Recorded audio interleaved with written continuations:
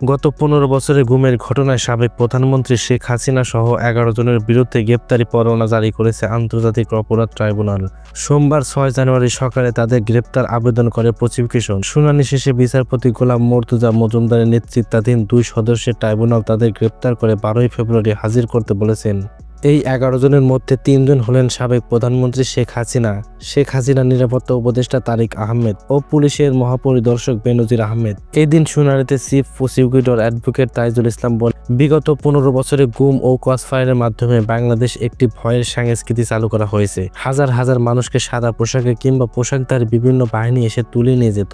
এরপর তারা আর কোনোদিন ফিরে আসতো না। অধিকাংশই ফিরে আসেনি। কেউ আসলে তাদের সুনির্দিষ্ট কিছু মামলায় আটক দেখানো হয়েছে, আর কেউ স্বৈরশাসনের অবসানের পর আয়নাঘর থেকে ফিরে এসেছে।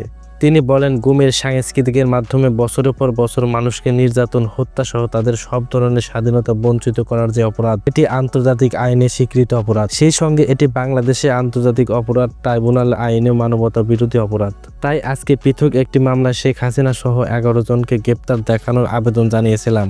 এর মধ্যে শেখ হাসিনার নিরাপত্তা বিষয়ক উপদেষ্টা তারিক আহমেদ, সাবেক আইনজীবী বেনজির আহমেদ ছাড়া বিভিন্ন সংস্থার ১১ জন রয়েছে। আদালত আবেদন মঞ্জুর করে ১১ জনের বিরুদ্ধে গ্রেপ্তারি পরোয়ানা জারি করেছেন।